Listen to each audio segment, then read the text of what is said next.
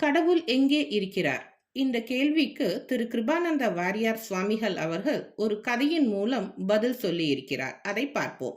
ஒரு ஊரில் ஒரு ராஜா இருந்தார். அவருக்கு ஒரு நாள் ஒரு சந்தேகம் எழுந்தது. அவர் உடனே அவருடைய சபையில் இருக்கும் ஆஸ்தான வித்வானை கூப்பிட்டு, என்னுடைய சந்தேகங்களுக்கு நீங்கள் உடனே பதில் கூற வேண்டும் என்று சொன்னார். அந்த வித்வான், என்ன சந்தேகம் அரசே, கூறுங்கள் என்றார். ராஜா கூறினார், எனக்கு 2 கேள்விகள் உள்ளன. முதல் கேள்வி, கடவுள் எங்கே இருக்கிறார்? இரண்டாவது, கடவுள் எந்த பக்கம் பார்த்து கொண்டு இருக்கிறார்? இந்த 2 கேள்விகளுக்கும் எனக்கு பதில் வேண்டும் என்றார். அந்த ஆஸ்தான வித்வானுக்கு உடனே பதில் சொல்ல தெரியாமல், அரசே, எனக்கு ஒரு நாள் அவகாசம் கொடுங்கள், நாளை வந்து உங்கள் கேள்விகளுக்கு பதில் கூறுகிறேன் என்று சொல்லி சென்றார். அன்று இரவு முழுவதும் அந்த வித்வான் தூங்கவில்லை. விஷ்ணு புராணம் கடவுள் வைகுண்டத்தில் இருக்கிறார் என்று சொல்கிறது. சிவபுராணம் அவர் கைலாயத்தில் இருக்கிறார் என்று சொல்கிறது. குமாரஸ்தவம் திருச்செந்தூரில் இருக்கிறார் என்று சொல்கிறது. வேறொரு புராணம் அவர் சூரிய மண்டலத்தில் இருக்கிறார் என்று சொல்கிறது.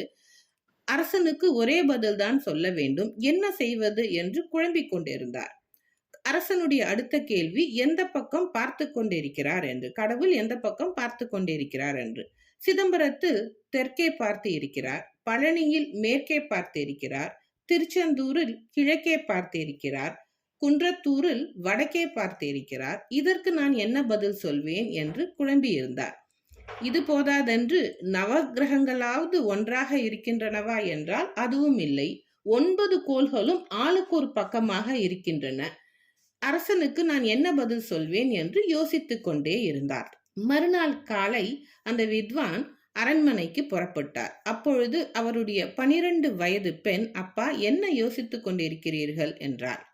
அவர் அரசர் கேட்ட கேள்விகளை சொன்னார். அதற்கு அந்த பெண், இதற்காகவா இவ்வளவு யோசனை?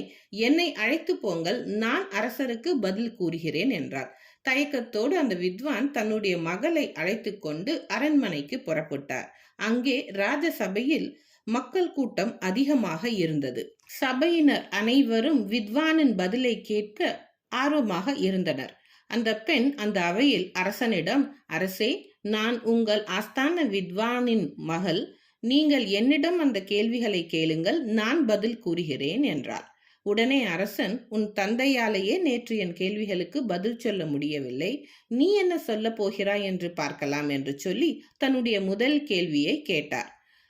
கடவுள் எங்கே இருக்கிறார் என்று. அந்த பெண் உடனே, இந்த கேள்விக்கு நான் பதில் கூற வேண்டும் என்றால் எனக்கு 100 படி பால் வேண்டும் என்றார். உடனே ஒரு பெரிய பாத்திரத்தில் 100 படி பால் வரவழைக்கப்பட்டது. அப்பொழுது அந்த பெண், அரசே, இந்த 100 படி பாலில் நெய் இருக்கிறதா என்று கேட்டார். அரசன் ஆம் என்று சொன்னார். அந்த நெய் உங்கள் கண்களுக்கு இப்பொழுது தெரிகிறதா என்று கேட்டார். அரசன் இல்லை என்று கூறினார். அப்போ கண்களுக்கு தெரியாத ஒரு பொருளை இல்லை என்று சொல்ல முடியாது அல்லவா? நம்முடைய அறிவும் நம் கண்களுக்கு தெரிவது கிடையாது. அதற்காக நாம் அறிவற்றவர்கள் என்று சொல்ல முடியுமா? இந்த பாலில் இருக்கும் நெய் கண்களுக்கு தெரிய வேண்டும் என்றால் இந்த பாலை காய்ச்ச வேண்டும். சூடான பாலில் உரை விட முடியாது. அதை ஆறவிட்டு உரை விடணும். மறுநாள் மத்து போட்டு கடையணும். அதுபோல நம்முடைய உள்ளத்தில் பரமாத்மாவாக பால் இருக்கிறது. அதை பஞ்சாட்சரம் வரைவிட்டு பக்தி என்னும் மத்தை கொண்டு ஞானமான கயிற்றின் உதவியோடு கடைய வேண்டும். அரசே, மனம் என்னும் பாலை பக்தி கொண்டு கடையும் பொழுதுதான் அதனுள் இருக்கும் பரமாத்மாவை நம்மால் உணர முடியும். இப்பொழுது கூறுங்கள் மன்னர் பெருமானே, இந்த பாலில் நெய் எங்கே இருக்கிறது, மேலேயா அடியிலா என்று கேட்டார். அதற்கு மன்னர், பால் முழுவதும் நெய் இருக்கிறது என்று பதில் கூறினார். அரசே, அப்படித்தான் கடவுளும் எங்கும் நிறைந்து இருக்கிறார் என்று அந்த பெண் பதில் கூறினார். உடனே அரசர், என்னுடைய அடுத்த கேள்வி, கடவுள் எந்த பக்கம் பார்த்து கொண்டு இருக்கிறார், இதற்கான பதில் என்ன என்று கேட்டார். அந்த பெண் அதற்கு, ஒரு தீபத்தை கொண்டு வாருங்கள், அதை வைத்தே நான் உங்கள் கேள்விக்கான பதிலை கூறுகிறேன் என்றார்.